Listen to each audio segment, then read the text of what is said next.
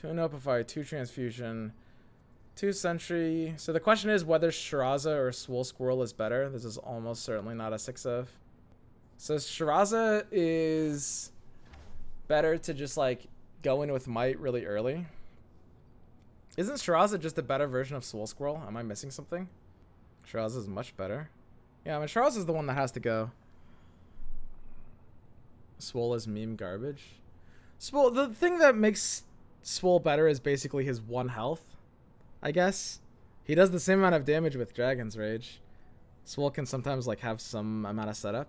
The thing is, like, I don't know if Shiraza hits this deck either. Horns is necessary, I think. And yeah, I mean, maybe I'm thirsty enough to run Ghost here. It's ratio to 1 Ghost, sure. Fey Guide. Fey's curve is really bad. It comes out on turn 4 with a useless stat line for 4 mana just to grant. And you don't want to make Zed or Draven elusive on 3. You want to make elusive something later. So Fey is worse than Ghost. It's really awkward. It would be really, like, the Fey is nice here. Like, we'd love to take something and make it a permanent elusive, but it just doesn't have synergy, right? Like, Fey is bad unless we're capitalizing off of the permanence of it, which we can only do by playing Fey on 4 or 5. The only time Fey is ever good is when we're attacking odds, we play Shiraza on 4 into Fey on 5. That's, like, the only case where you can reliably get the double value out of, like, 2 elusive attacks off of Fey Guide. And even then, you're paying 4 mana. Like, Fey is just, like, a really awkward, clunky card. So Sentry is insane here. Again, I think if I have Might, I might literally have to keep it. The rest of... So the bizarre thing about this is the rest of my draws are all good and work with everything. Like, I have like 8 things in my deck that combo with Might, and I have like 3 Mights. Kato is kind of like a worse Might, and Ghost is kind of like a worse Might, but they're both much, much, much worse. And so, because of that, if I just keep Might in this opening hand, like, we have a made hand, we have the Draven, which is the only thing we need. Why keep Notify? Because of that. Yeah, this deck is not going to be bad. It will almost certainly be better than the Lee Sin Horns deck, by the way. The Lee Sin Noxus deck should actually make less sense than this, which is kind of funny, I know. Sure. Not having a proactive mana source here is not good. We'd really like to be able to play something proactively for mana. A bit of an awkward position is that we do want to bank spell mana. So even if we drew one of our 4 mana units here, we wouldn't be able to play them proactively without overburning 2 mana. We're losing 2 mana either way. And next turn, I'm almost certainly going to need to Sentry after he develops Ranger. If it's a Ranger and not an Island Navigator, then we're okay. If it's a Navigator, we're fucked. Do I just fucking kick this MF into his Nexus? Is that just what we do? I mean, that's pretty funny. I can't do that. I just have to, like, Arachnoid Sentry something. If I Arachnoid Sentry the Navigator, I'm still making him feel pretty bad. And... I mean, there's an interesting consideration to just let this attack happen. He'll drag it with Nav, and then we've got a Whirling, which is even better. We can force him to pre-commit. Yeah, I'll do this. Not if he has single. This deck shouldn't run single. We can play around like cards like Ranger's Resolve. The good versions should be running a couple of the 1-mana tricks and Sharp Sight, which are a little scary, but we can do a bit better into this. You know, he doesn't die to the Porafly because of the Transfusion. The fact that it's Spell Shield, though, is kind of annoying because it means if he has Sharp Sight, then it might just be dead. And probably 12 of you include the 3 months I took off. Keep on going, but... Yeah, I think I actually had to bait him into attacking with Navigator instead of Porafly. Because now Sharp Sight's a little awkward. And it's too easy for him to have Sharp Sight. Axe plus kick levels Draven. Yeah, honestly, kicking there might have been the play. Which is really funny. Like, this is... I'm gonna love this deck. This is a great deck. Oh, he's running the older version with Double Trouble. I mean, Double Trouble's really good here. Luckily, we've got our Whirling. MF is attacking here. This was a little weird. The drag order was wrong because this one has 1 health into the quick attack. MF attacking is kind of okay. You're supposed to play around Whirling Death here. The odds of me having Whirling Death in my hand are actually absurdly high from his perspective. They should be, well, not absurdly. They're over 50% though. I mean, I have an opportunity to kill the MF. Is that just enough? I could keep Draven alive. I think if I just kill the MF, nothing might matter. I could also just pass. Can I just kill him next turn with Horns? How much damage is this Horns doing? I can't kill him. I'm like, what am I? I think I'm 1 mana short of being able to kill him with Horns next turn. This 4th axe works for it though. If he doesn't play Cythria, he's dead to this Horns. Okay.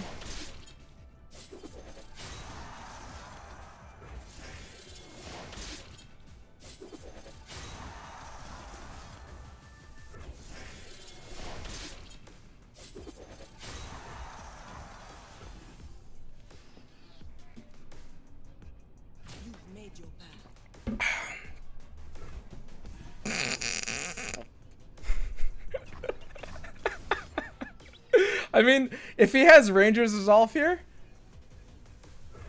but I mean, doesn't it need to be Sharp? Isn't he just dead unless he top deck Sharp? Yeah, that's it. So that's why this deck is called Ass Pull Lethal. Like that's the entire reason. It was really hard for him to have Sharp Sight because of how he played the previous turn. He could have had a Resolve, but we actually had exact Lethal to resolve. We saved the mana. Instead of using our spell there, we saved the mana. I did the math right.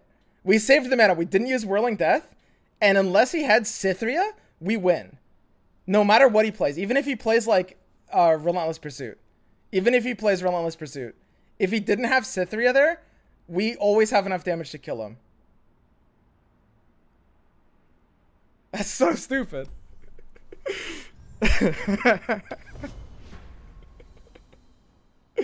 Jesus Christ. This deck is actually not going to be bad. Like, this will be better than the Draven. It's like the Draven Taric version, but better. I do need to refine it a bit more, though. Horns OP? Yeah, that's why Horns has to be a 3 in this deck.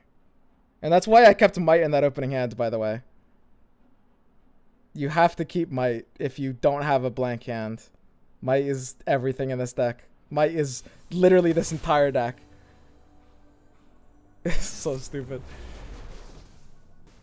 Alright, let's go. Yeah, I'm playing this all day tomorrow. I can't stream too much longer today, but this is my deck tomorrow too. So on turn 4, if he was attacking evens, I could actually see an argument to keeping Dragon's Rage. That's dumb. I know. But actually. Would there be a way to combine Horns with Targon? Horns needs... no. Horns is... Okay, so yes... Basically, people were running Horns of the Dragon in some early Lee Sin versions a while ago. Like, there was a period of time where Lee Sin Targon was running a couple Horns of the Dragon as like a side card. So it's not bad, but in current like versions, there's not really enough of a point to doing it. So, I mean, if he plays MF now, he should be fairly screwed just because I have the survival skills. Survival's a really big deal. Alright, you're playing Fight Night tomorrow? Yeah, maybe I'll just bring this deck. It should be good versus Scouts because of no Hush. Oh, maybe. I don't know. So he's fucked. Yeah, doesn't feel good. He's definitely, he's really bad position against Whirling Death. But, I mean, I don't need Whirling here. This deck is like have Hush or lose, I guess? Yeah, pretty much. I mean, I can draw dead. It's an all-in combo deck. I can make this better. This deck actually has tier 2 potential. I might have to like, don't get me wrong. Shiraza might be cut. Dragon's Rage might be cut. The core of this deck is very simply Draven, survival skills, Horns of the Dragon. That's the core. A lot of stuff is cuttable. What's Fight Night? They're weekly tournaments put on by Giant Slayer. They're just like probably like the highest profile community tournaments right now for LoR. Just like 8-player invitational WM. So the barrier is slightly annoying here. I I mean, whatever it is I can use transfusion on. Yeah, that is kind of annoying, actually. Wah. I guess I do nothing. I don't know. I wish I could do something here. Oh, well. Horns is just a Lee Sin you don't have to level. Exactly. And that's why someone was asking me, Swim, this just looks like a worse version of Lee Sin, like, Draven. But the reason this is better is because the Noxus game plan can't play enough spells for Lee Sin. So Horns is just better than Lee Sin and Noxus versions. So what I can do is I can Spinning Axe as well. Let's do a couple of things here. We can level our Draven. We're gonna tap under, but I think we just kick the Quinn. We can level our Draven. Unfortunately, our Draven will die to a bird, but we can Spinning Axe to make our Zed immortal for next turn, and we've got Kato into the Zed next turn. I think if we just play for the sort of control game plan, we'll be fine here. So I'll do this Axe. That'll make Zed immortal, because that triggers before Axe. Then I'll Rage, using Draven to kick the Quinn. Even if he saves the Quinn, she still returns the hand, otherwise she dies. The Draven levels and we get 3 axes here, because the Draven's striking twice. Just open with survival.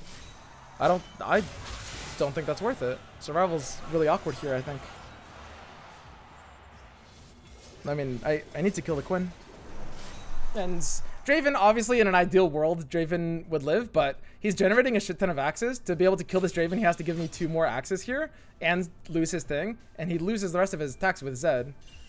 In addition, like, Draven's kind of done his job at this point. Like, this is all I want to tap in. So now we've got a 9-card hand, so we're drawing up to full, and we can use Kato next turn into the Zed attack. Would be so fun to style on people in the tournament tomorrow with this deck. Yeah, possibly.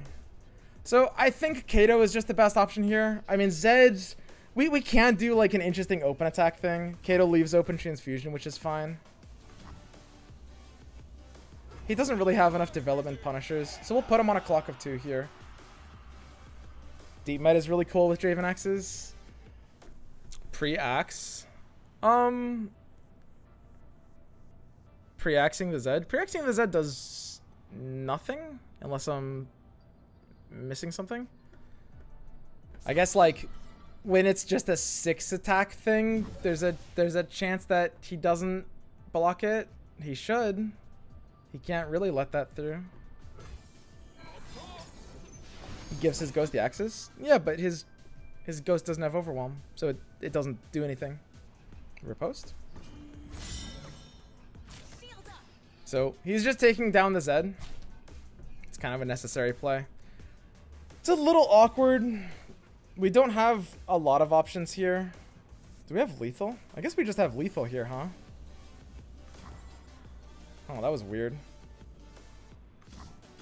Yeah, against like something like Sharpsight, we're losing out a little bit. So, I mean, yeah, pre-axing once or twice does play around a very specific hand. Like, it does actually make sense to do that. I can't think of why, like, any exchange here matters. Like, it doesn't really matter too much, like, what I'm buffing. It matters a bit what I'm discarding. We have to play around, like, plus 1 from... So we have to discard the... Yeah, we have to discard Whirling, because that's the one... If he gets Sharpsight to stay alive, then Whirling here is less useful than Might. If it's Ranger's Resolve, I can't discard the Axe. I have to discard one of them so that if he has Rangers, then I Axe Might and I have Lethal again. Nice Aspel, bro. Yeah, it's just like a combo aggro deck. It's designed, it plays very similarly to something like Scouts, where it's like an aggro deck, but we have a shit ton of like different combo kills. Like, this deck is actually very solid. Like, I promise. It'll take several games for you guys to believe me, I guess, but this is like an actual thing. Like, we took the idea from Draven Tarek and made it actually make sense. Survival skills and Horns of the Dragon make this deck actually work. This deck is clearly fucking great. I mean, I would be surprised if it's tier 1, but I think right now it's more likely tier 2 than tier 3. Like, this is actually solid.